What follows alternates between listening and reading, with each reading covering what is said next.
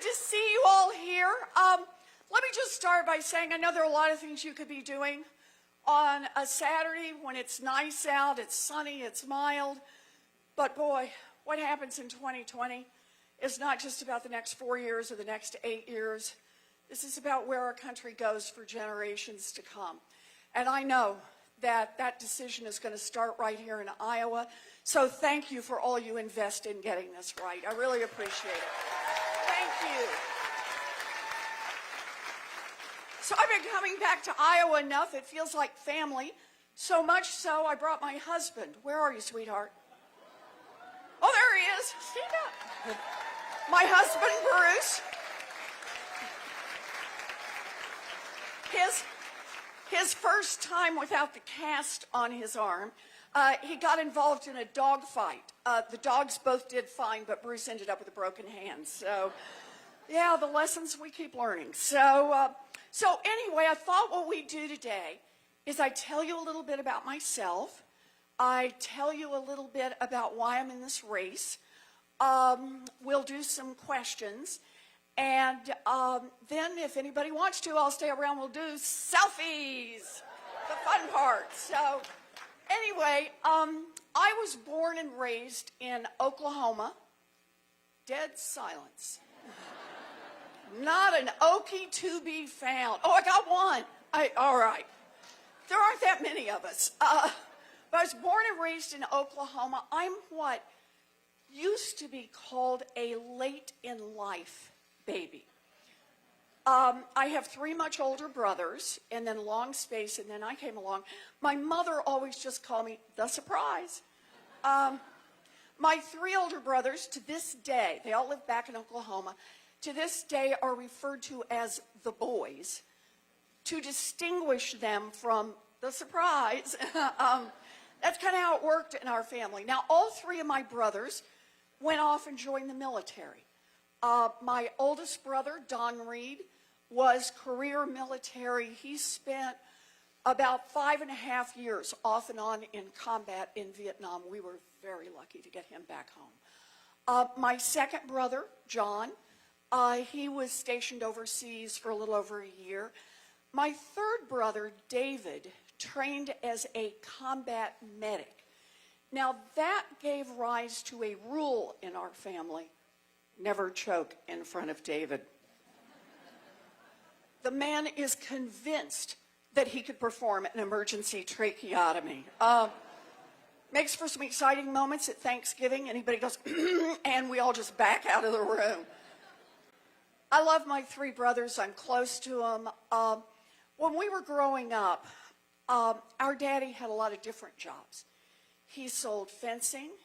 He sold carpet. He sold housewares. He sold paint.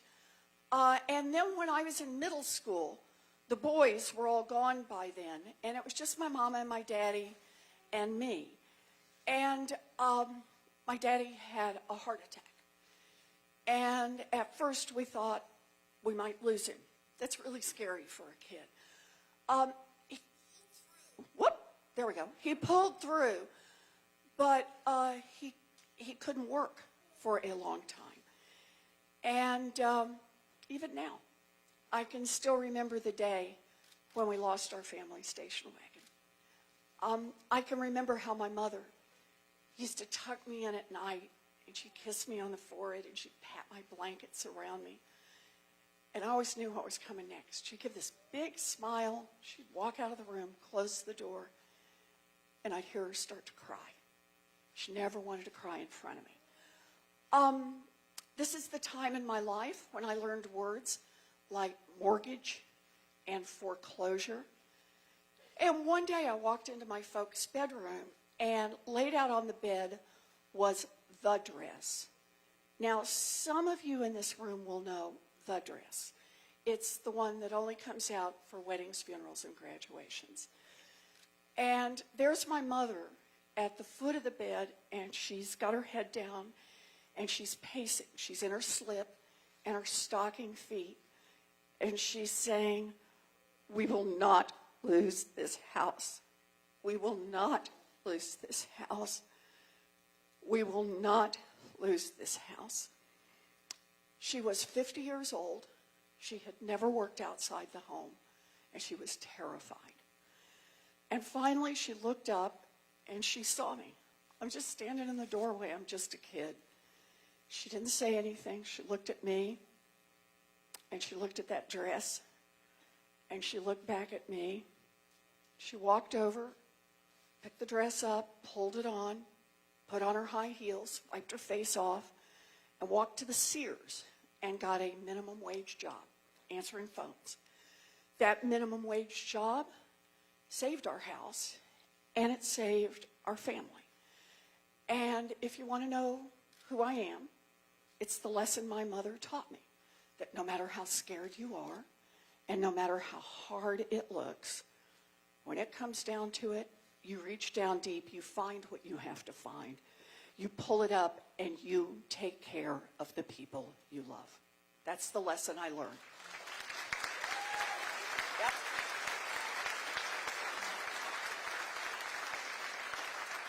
Now, it was years after that that I came to understand that wasn't just the lesson my mother taught me. That's the lesson millions of people live every single day. That no matter how hard it looks, no matter how scared they are, they reach down deep. They find what they have to find, and they take care of themselves and the people they love. That's who we are. That's what we do. But here was the part I didn't understand until years after that. And that is that same story about my mother going to the Sears is a story about government. Because back when I was a girl, a full-time minimum wage job in America would support a family of 3. It would pay a mortgage, it would cover the utilities, and it would put food on the table. Today, a full-time minimum wage job in America will not keep a mama and a baby out of poverty.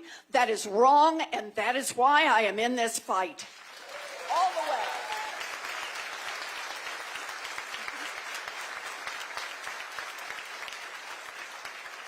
And understand this, that difference is not something that just happened over time.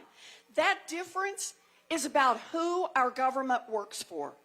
Because when I was a girl, the question asked in Washington when they set the minimum wage is, what does it take a family of 3 to make it in America? What does it take a family of 3 to get a good toehold in America, something solid they can build from? Today, the question asked in Washington is, where do we set the minimum wage to maximize the profits of giant multinational corporations? Well, I don't want a government that works for giant multinational corporations. I want one that works for our families.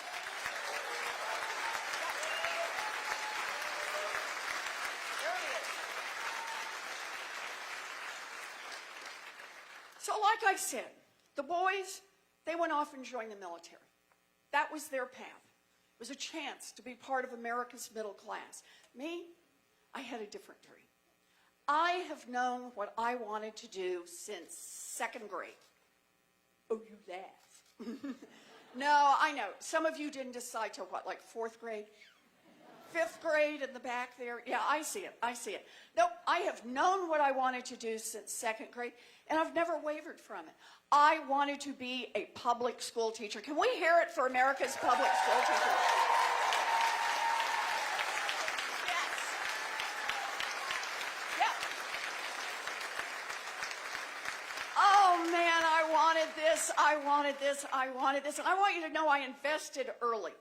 I used to line my dollies up and teach school. I had a bit of a reputation for being tough but fair. But it's true. Anytime anyone asked anything about the future, I was like, I'm going to be a school teacher. I'm going to be a school teacher. By the time I graduated from high school, my family didn't have the money for a college application, much less to send me off to 4 years at university. So like a lot of Americans, I do not have a straight line story. I have a story that has some twists and turns. So here's how my story goes. I was a high school debater and I got a scholarship to college. Woohoo! And then, at 19, I fell in love, got married, dropped out of school, and got a minimum wage job. Woohoo! Not to that guy. That's in season 2.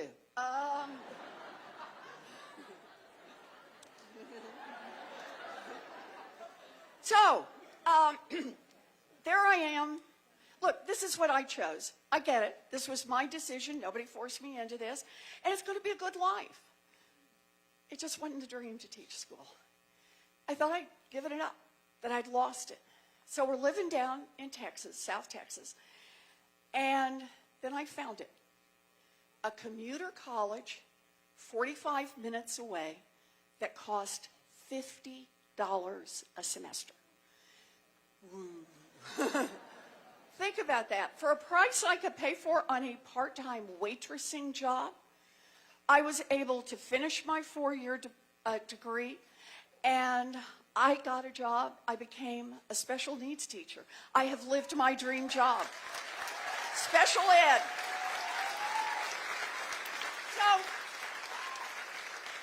So here's the thing. We have any public school teachers in the room? Oh, we got a bunch. Good. There we go. Good. So I'm going to need you all to back me up on this. It is not a job. It is a calling. Amen. I love that. I love this work. I had 4 to 6-year-olds in special education. To this day, I think I can remember almost all their names. I know I can remember all their faces. I can remember things we worked on. I loved that work. I loved it. And probably I would still be doing that work today, only my story has some more twists and turns. And here's how they go. By the end of the first year, I was visibly pregnant. And the principal did what principals did in those days. Wished me luck and hired someone else for the job. So there I am. I'm at home. I got a baby. I can't get a job. What am I going to do? What am I going to do? What am I going to do? I'll go to law school. Yeah. So by now, we're living in New Jersey. Yeah, we got at least a few. There we go. Living in New Jersey, found a state school, Rutgers, Scarlet Knights, state school that cost $450 a semester. Baby on hip, went off and did 3 years of law school. Graduated from law school, visibly pregnant. You will discover a pattern to these stories. And took the bar, passed the bar, and practiced law for 45 minutes. And then went back to my first love, teaching. I traded little ones for big ones, and spent most of my grown-up life teaching in law school. Other big changes in my life at this time, husband number 1. Hint, it is never good when you have to number your husbands. But H1, as I call him, and I parted ways. And then I found Bruce, and I've held on to him ever since.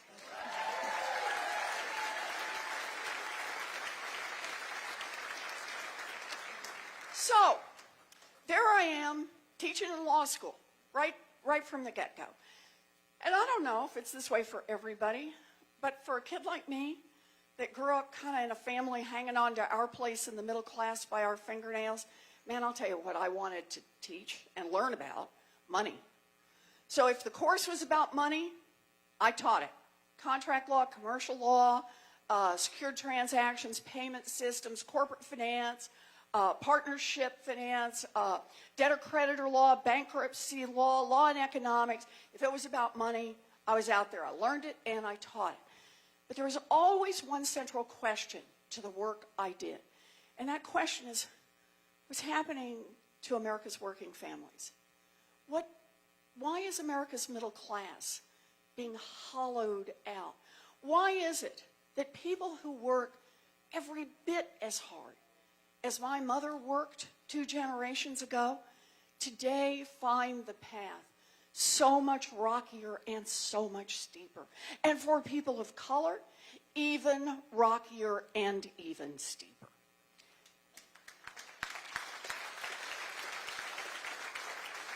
And the answer is just like the answer on minimum wage. It's about who government works for now. So we have a government, think of it this way, we have a government that works great for giant drug companies, just not for people trying to get a prescription filled. Yeah? Works great for anyone who wants to make money by investing in private prisons and private detention centers down at the border, just not for the human beings whose lives are torn apart by those places.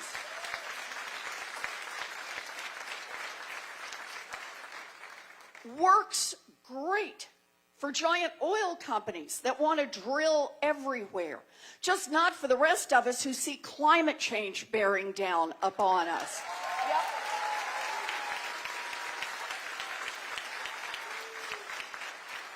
And when you see a government that works great for those with money and is not working so great for everyone else, that is corruption, pure and simple, and we need to call it out for what it is.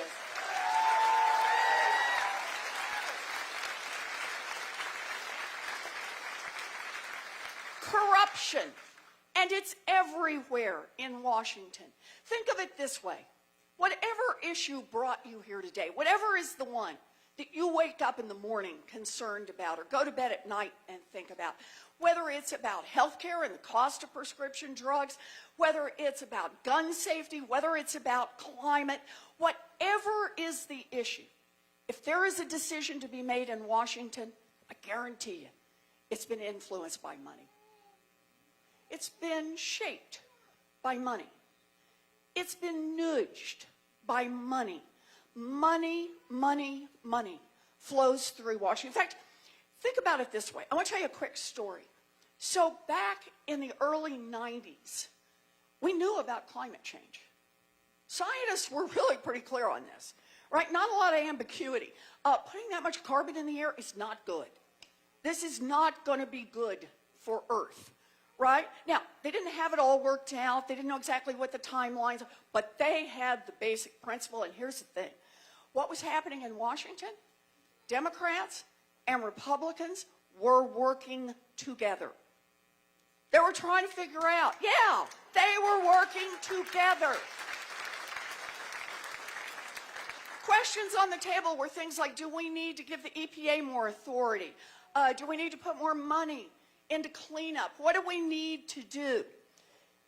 And so they're starting to build some coalitions around this. What should we be doing? And then along come the Koch brothers. Ah, I see you've heard of the Koch brothers. Oh yeah, along come the Koch brothers. And the big oil companies, the big polluters, and they get together and in effect say, wow, if Congress gets serious about this climate thing, that's going to take a big hunk out of our profits.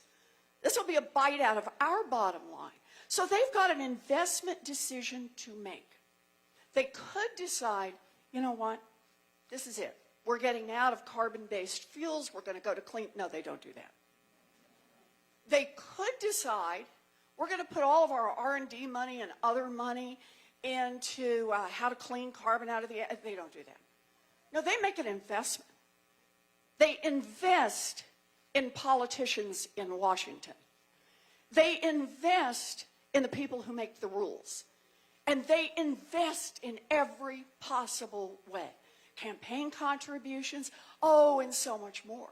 The lobbyists, the lawyers, the PR firms, the think tanks, oh, and my personal favorite, the bought and paid for experts. Yeah, you've heard these guys, right? The climate deniers. These are the guys who stand up and say, I'm a doctor. And as a doctor, climate has been around for a long time. Climate was there before there was climate. The dinosaurs loved climate. It was good for salad. I mean, it's just kind of this, right? Why would people be paying, a handful of people be paying millions of dollars to lift that up, to give that voice? Why would they be giving them lots of places to, right? Why would they be investing in it? And I'll tell you why. It's not because they didn't understand the science. Oh, believe me, they understand the science. It's because those bought and paid for experts could build an umbrella over all the politicians. So the politicians could hide under that umbrella. They could keep taking money from the Koch brothers, from the big polluters, from the oil industry. And if anyone asked them about it, say, oh, listen, I don't know, it's controversial, I'm not a scientist, right? You want to understand the climate crisis we face today in America? It's 25 years of corruption in Washington that brought us here.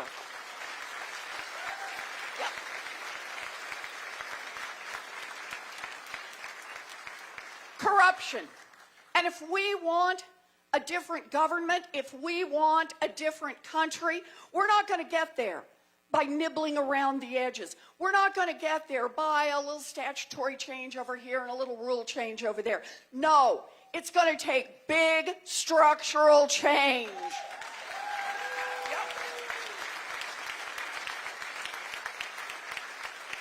Big structural change, and I'll tell you where it starts. It starts by fighting back against the corruption. Enough of defense, it's time to go on offense against the influence of money.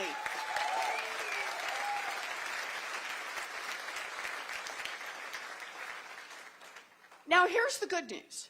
I have the biggest anti-corruption plan since Watergate. That's a good thing, right? Here's the bad news. Money is now so influential in Washington, we need the biggest anti-corruption plan since Watergate. So, no surprise, this plan has a lot of moving parts to it because money is felt in so many different ways. So I'm not going to go through all the plan, but what I'll do is I'll give you a little sample, okay, of this plan. And I'll tell you where it starts. End lobbying as we know it.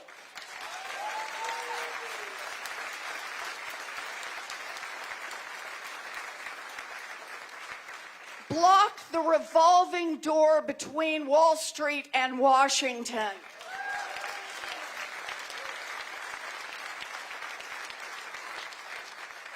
Here's one you may never have thought about, but actually would have some real impact. Make the United States Supreme Court follow basic rules of ethics on conflicts of interest.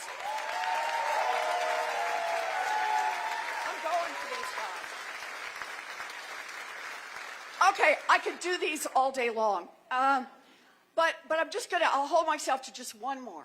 You really want to hose out some corruption in Washington? Make every single person who runs for federal office put their tax returns online. Yep, all of them, right? Okay, so that's part one. Attack the corruption head on. Disrupt it. Break it up. Go on offense because that gives us a chance to make more structural change. And the other place I want to start making some real structural change here is in our economy. So think of it this way. We got a real problem with giant corporations. And it's how much power they have. These are the corporations that have eaten up what used to be the little businesses, eaten up, what used to be the medium-sized businesses, even what used to be the big businesses. And it has given them so much power, they can run over their employees, they can run over their customers, they can run over the communities where they're located, and they can call the shots in Washington.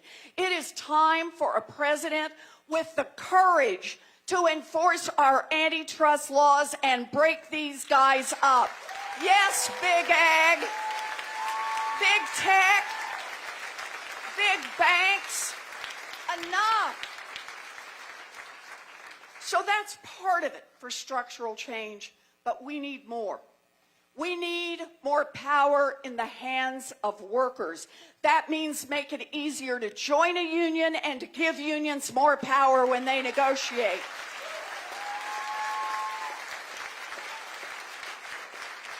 Unions built America's middle class, and unions will rebuild America's middle class. Yes.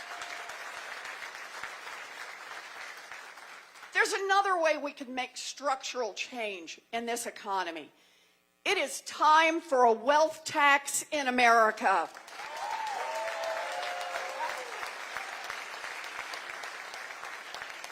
So let me tell you my basic idea here. Your first $50 million, free and clear. I see a guy back. This woman is not as unreasonable, right? I can deal with this woman, right? Okay. Your first $50 million, free and clear. But your 50 millionth and first dollar, you got to pitch in 2 cents. And 2 cents on every dollar after that, right? And exactly, it's 2 cents. Come on, guys, right? This is 2 cents. You got to pitch in 2 cents after that. And just so everybody thinks about how this works, anybody in here own a home or grew up in a family that owned a home or a farm, right? Yeah, you've been paying a wealth tax. It's just called a property tax.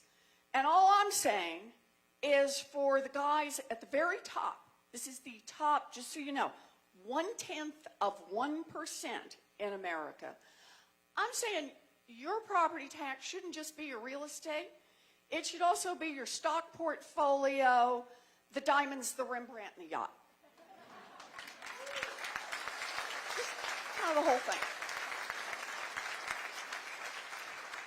And I know that by talking about a 2 cent wealth tax, I have really upset some billionaires.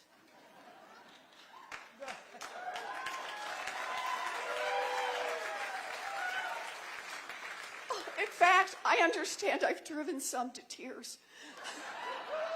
Yes, a cup of billionaire tears. So here's the thing. The billionaires, some of them have been saying, oh, this is terrible. How could this woman talk about a 2 cent tax on our great fortunes? Because after all, I got out there the American way, I made this money. And my view is, you made a great fortune in America, good for you. You had a great idea, you followed it through, you worked late, unlike anyone else, but okay. You made it, good for you. But here's the deal. If you built a great fortune in America, I guarantee you built it at least in part using workers all of us help pay to educate. Right? You built it at least in part getting your goods to market on roads and bridges all of us help pay to build. You built it at least in part protected by police and firefighters all of us help pay the salaries for. And here's the thing, we're glad to do it. We're Americans, we want to make these investments. We want to help create more opportunity. All we're saying is if you make it big, I mean really big, I mean top 0.1% big, pitch in 2 cents so everybody else gets a chance to make it in this country.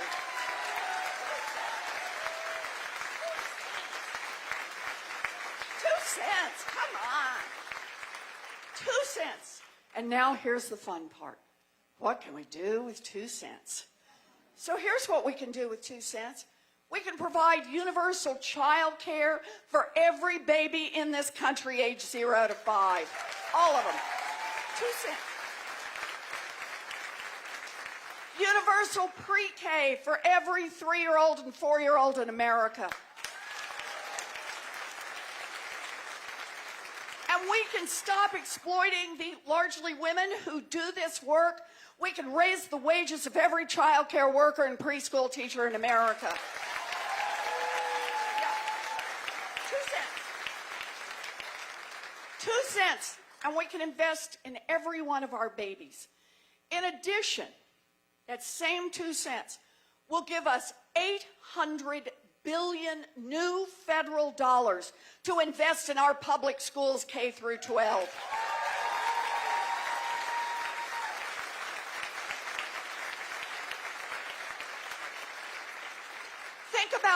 that would mean we can quadruple the funding for Title I schools that are helping educate the poorest children in this country. We can, for the first time in history, fully fund IDEA so that every child with a disability gets the education they need.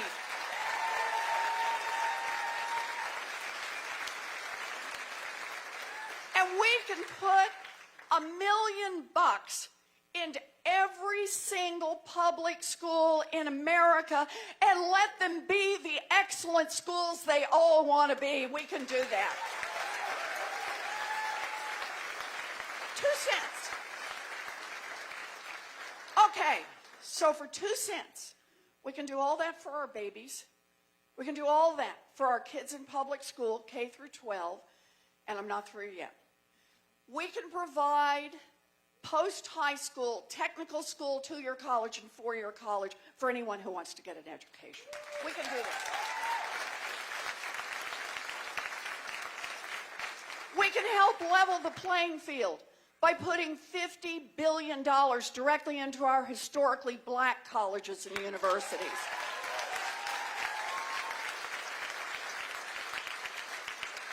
And just one more, we can cancel student loan debt for 95% of the folks who've got it.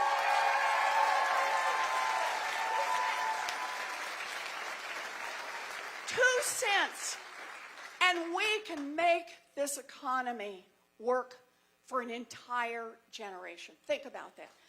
One more thing I just have to mention before I leave this question about the economy, and that is, when you talk about budgets, when you talk about where we spend our money, it's not numbers. What it's really about is our values. And here's one. After a lifetime of hard work, people are entitled to retire with dignity. That means protect and expand Social Security.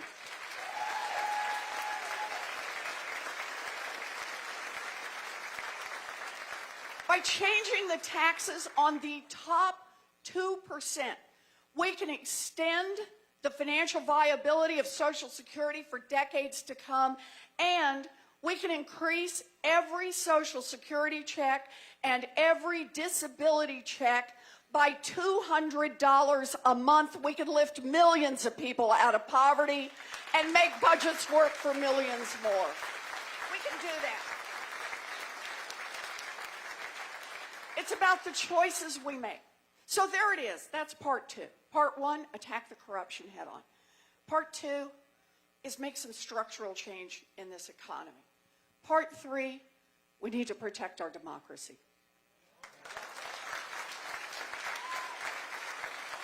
I want to see a constitutional amendment to protect the right of every American citizen to vote and to get that vote counted.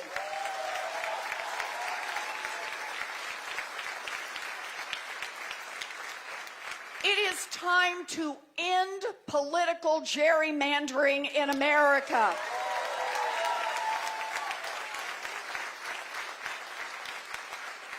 We need to roll back every racist voter suppression law in this country.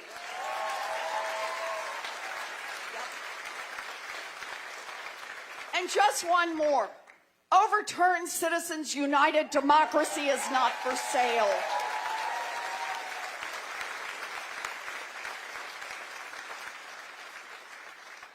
So there it is. I just want 3 things. Attack the corruption head on, make some structural change in this economy, and protect our democracy. And I know to a lot of people this might sound like 3 unrelated things. Not to me. For me, what they're all about is who in this country is going to get opportunity. Is opportunity going to become something that increasingly is just reserved for those born into privilege? Or how about if we're the country where every single child in this country has the opportunity for a first-rate education?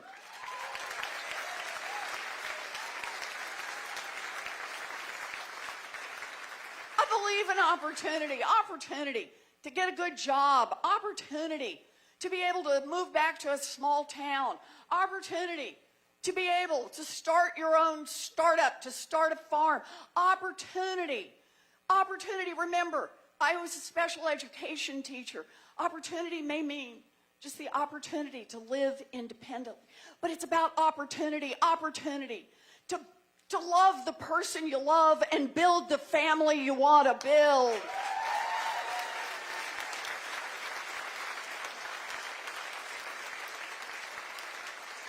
Not in a million years did I ever think that I would be on a stage like this.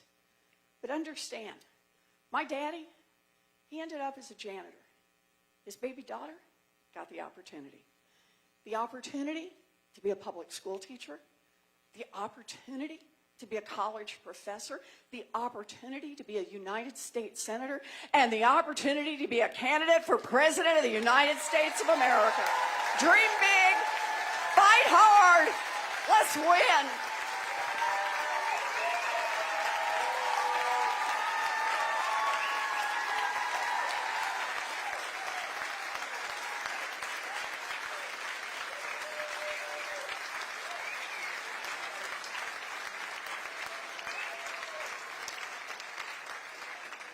So now, is mine on? Go ahead. Okay.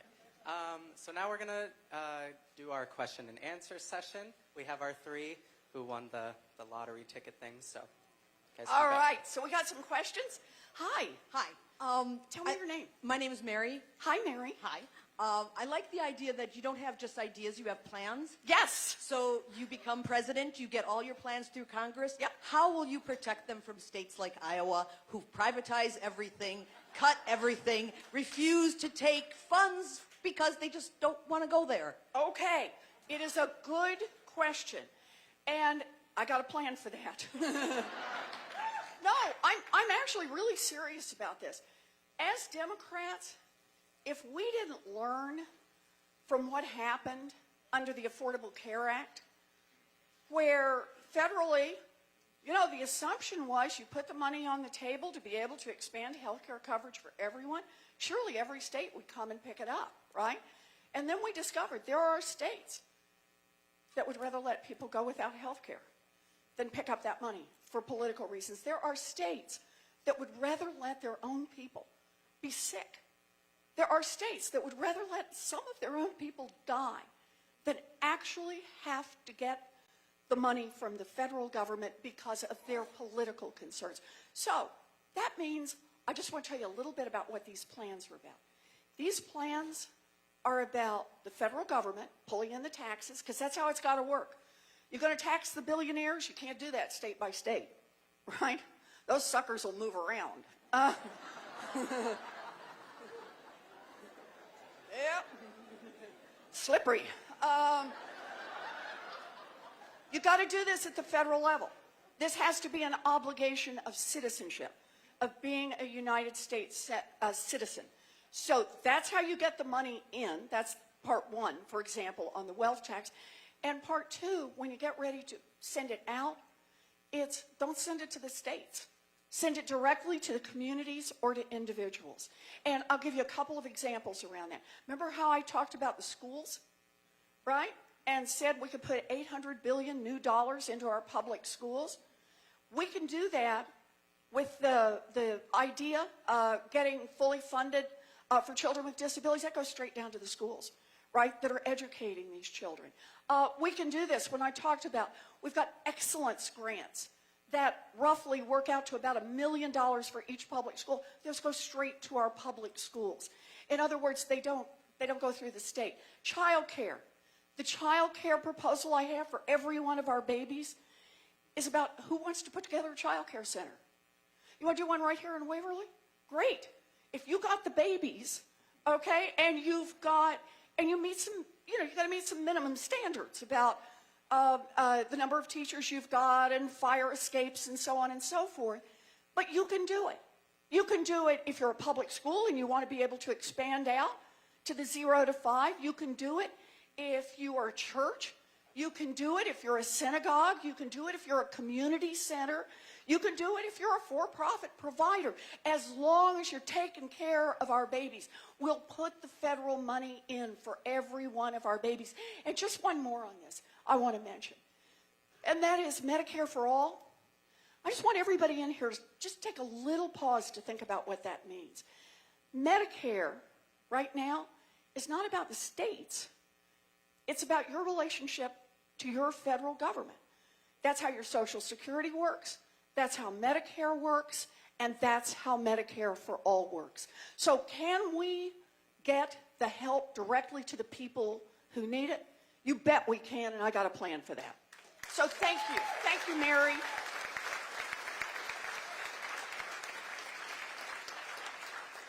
Hi. My name is Ian. I live in Olwine, and I'm queer, and that's what I wanted to talk to you about. Okay, I'm ready, Ian. Queer rights hasn't really been on the debate stage a whole lot, and in the race in general, it's not something we talk about a whole lot. So my question for you is twofold. First, how would you, as president, both work in the government to support queer rights? Also, how would you use your platform to talk to the American people and honestly bring up our community more and talk about it more on a main stage? And second, will you commit to the next debate bringing up queer rights more, even if the people don't ask you about it? So that's a tough one, okay, on that second question. I will try, all right, based on what we've got. But do take a look at ElizabethWarren.com, because there's a whole LGBTQ plus platform in there, and I'm glad to have it. I get it that that's not the same as standing up and talking about it every single day, and I get why you want me to, and I do, and I want to. But let's talk about, can I reverse the order of what you're talking about? Because I actually think the single most important thing is, oh, I love this, what a president does all by herself. And that is who you talk about, who you lift up, and who matters in your administration. So let me make a commitment to you, and that is Secretary of Education is going to be someone who has been a public school teacher and has demonstrated that she or he wants to build a safe and welcoming environment for every single one of our children, including our LGBTQ children, every one of them. Every one of them.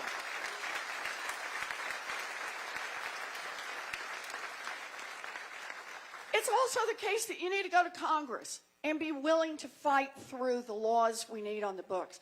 So I'm already an original co-sponsor on the Equality Act. I believe that equal means equal, and that means everywhere. It should be true in health care. It should be true in employment.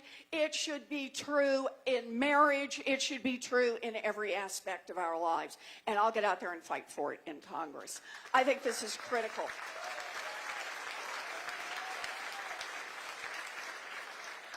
One last thing I want to say, because I think it relates here, Ian, and that is, when I think about how we're going to make structural change in this country, I think about what's our guiding principle.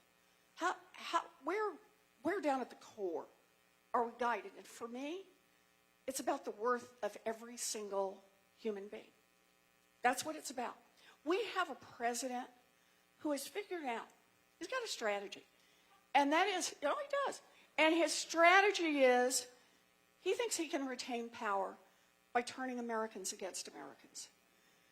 As long as we're fighting with each other, right? He thinks he can do this by turning white against black and brown, by turning Christian against Muslim in particular. He thinks we can do this by turning straight against gay, and particularly trans, and trans women of color. He thinks that's how he's going to build his power. He's going to get enough people fighting each other that nobody will notice that Donald Trump and his corrupt cronies are stealing this country blind. Can't do this. Not going to do this.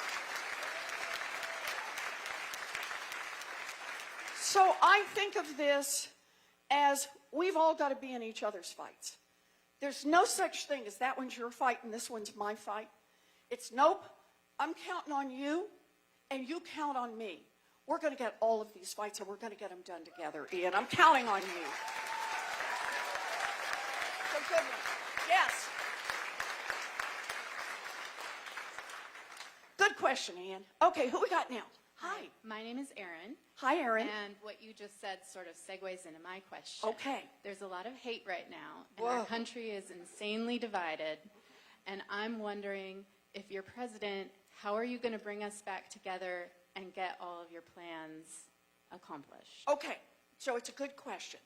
Let me start, just so you can kind of understand my experience with this. Remember the boys? I told you about my 3 brothers? One is a Democrat.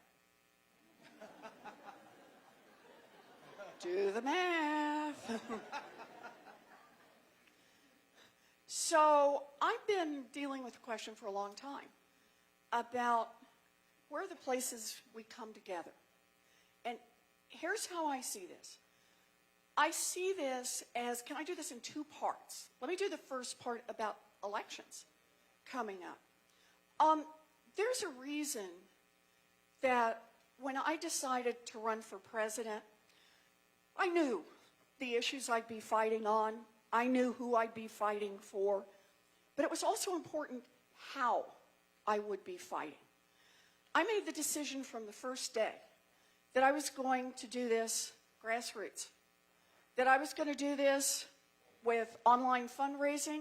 I was not going to spend my time sucking up to billionaires and corporate executives and political action committees. I just wasn't going to do it that way. I was going to depend on lots of people who just pitch in their $10, and who pitch in an hour to volunteer. God bless. But let me tell you why that's relevant to Erin's question. Because this is what I believe is going to be how we're going to win in November 2020. Right? If all this campaigning is about sucking up money from rich people so you can run TV ads, believe me, the other side's going to be able to do that too. And with all of the online misinformation now, all of the lies, all the people who right now are only getting their news from one single source, that's a problem for us. So what's our chance to beat that back? It's the grassroots movement. The one thing that beats the online lies, the one thing that beats out what you hear all day on one TV station is face-to-face. It's having the hard conversation with your uncle. It's talking to the person in front of you in line at the grocery store. It's talking to the person who's next to you who's pumping gas.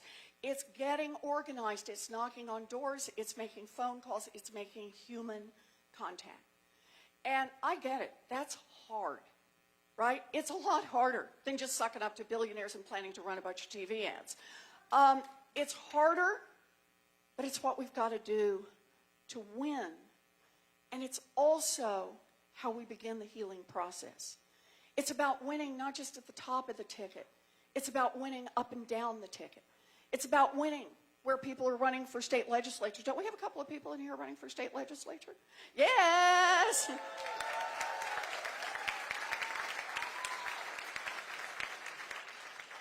It's about every part of the electoral process. So we begin the healing when we build this movement now. We begin it. We won't get everybody. I get that. There are going to be people on the other side. I get it. Well, we don't have to have everybody at the beginning, right? We just have to have some, right? And we have to turn out. We have to be there. We have to be in this fight together. We do that. That's how we win in 2020 and begin the healing. But here comes the second part. Here's the part I really love about this. You know that 2-cent wealth tax? I'm in a room full of Democrats. Democrats love it. I'm in a room full of independents. Independents love it. And here's the deal. A majority of Republicans really like the wealth tax. Why? Because there are things that divide us, but man, they get it. They get it. That those guys up at the top, those billionaires who go on TV and cry, they get it. That those folks are cheating the system. They're gaming the system. They're paying a lower tax rate than you're paying. We can't keep doing this in America, and they get it, that it's going to break our democracy. So here's what I want to do. I want to go after, right out of the gate, my anti-corruption bill. Man, that one gets applause. And then what I want to do is I want to go after that wealth tax. Okay? I want to go after it because I want to do something a lot of people say, yeah, I need that. I could do that. And think about what you can do. Think about how the world looks different the day I get to sign into law the legislation that says your student loan debt is canceled. Done. 43 million Americans. Student loan debt cancellation, that's not just Democrats. That's Democrats, that's Republicans, that's independents.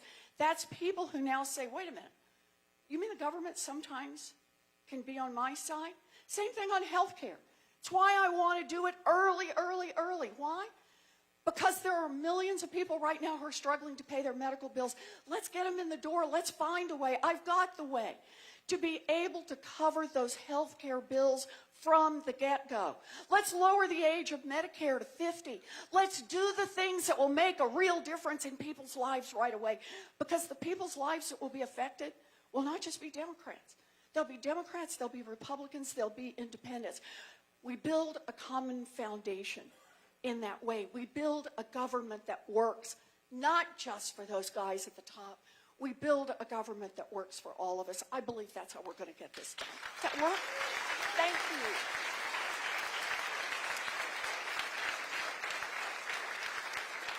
So that is such a great question, and I want to wrap this up so we can do our pictures, but I want to, before we quit, I do want to talk about how we get things done. I want to tell you a story about a toaster. Can't leave till you hear the toaster story. And here's how the toaster story goes. Back when I was a young mom, toasters could start house fires. Yep, oh, someone else is nodding about this, right? Those little toaster ovens didn't have automatic shut-off switches. So that meant you could put in 4 slices of bread, slide in the tray, hear the baby cry, run back to take care of the baby, be gone a little longer than you thought you were, and when you come back and pull the tray out, the flames are about 6 inches high. And if you're not lucky, the kitchen curtains are also on fire and the cabinets. Ask me how I know this. All I'll say is one year, my father actually gave me a fire extinguisher for Christmas. So here's the thing. Consumer agency, Consumer Product Safety Commission said enough. And just put out a rule and say you cannot sell toasters in America if they could have a 1 in 5 chance of bursting into flames and burning down your house. Done. No more toaster fires. Right? We're done. In the early 2000s, by the early 2000s, mortgages had gotten so complex and so dangerous in this country. Think about this. 1 in 5 of the mortgages being sold were going to cost a family their home, right? Not through fire, but through foreclosure. Only this time, the government wasn't on the side of the people. The government was deep in the pocket of the big banks. In fact, so deep, they let them keep selling those mortgages until they crashed the entire economy, and that was 2008. So, I had an idea after the crash, and that was, how about if we build a consumer agency that just puts basic consumer protection in place for mortgages and credit cards and student loans and payday loans, the same way that other agency does for toasters and other products like that. Now, I went to Washington and talked to a lot of people about it and said, here's my idea, here's what we could do. And pretty much everybody I talked with told me 2 things. First, that's a great idea. You could actually make a real difference. Structural change. Second, don't even try. Don't even try, because you'll be up against big money. You'll be up against the big banks. You'll be up against the Republicans. You're going to be up against a bunch of Democrats who aren't going to be willing to go along with this. I get it. Big structural change is hard, but it was the right thing to do. So we got in the fight. We took on Wall Street. We took on the big money. And here's the thing. We won.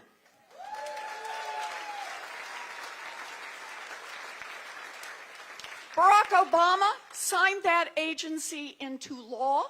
And here's the deal.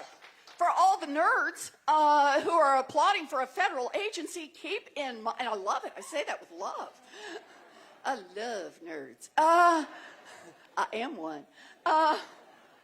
For anybody who wants to understand about that little agency, it has now forced the banks to return more than $12 billion directly to people they cheated. We know how to make government work for us. So here's the thing. What did I learn from that? I learned that big ideas matter. I learned that even when the big banks say no, even when the big money says no, even when the lobbyists say no, that we need the big ideas to match the big problems in people's lives. We need big ideas. We need big ideas to inspire people, to get out and caucus and to get out and vote. We need big ideas to be the lifeblood of our party, so everyone understands who and what Democrats will fight for. We need big ideas to take back the Senate and put Mitch McConnell out of a job.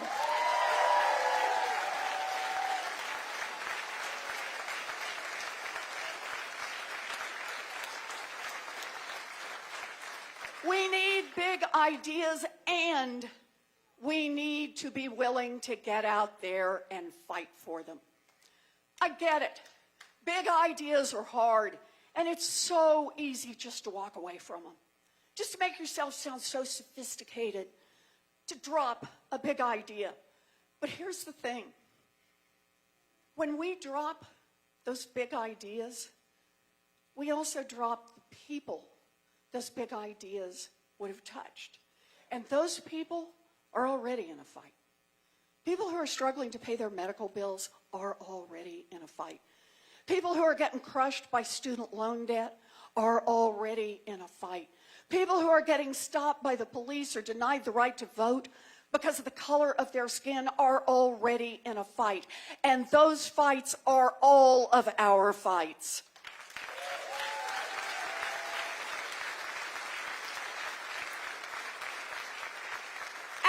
Country is in a crisis. And, the media pundits, the Washington insiders, shoot, even some people in our own party, they don't want to admit it. They think that running some kind of vague campaign is somehow a safe strategy. But if the best that we can promise is business as usual after Donald Trump, Democrats will lose. Democrats win when we identify what is broken and we provide solutions big enough to fix them.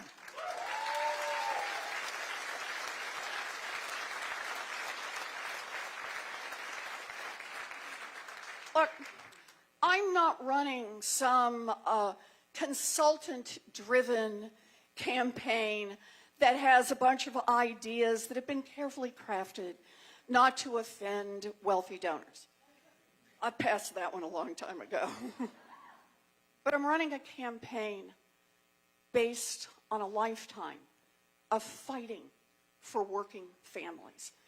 I'm running a campaign from the heart because I believe that 2020 is our time for big structural change. I believe 2020 is our time to win the fight for a Green New Deal and save our planet.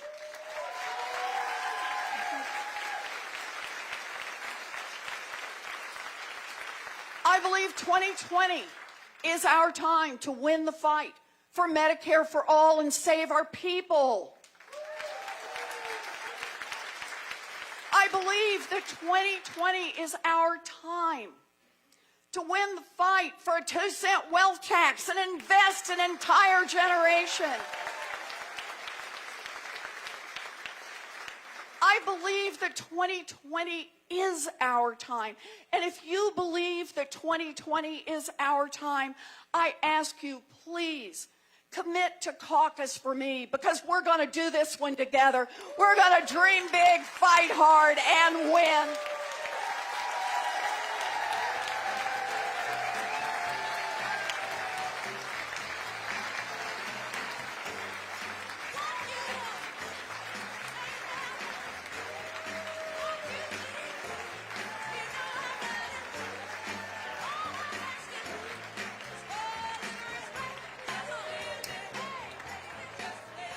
Okay, so we're gonna start the selfie line really quick here.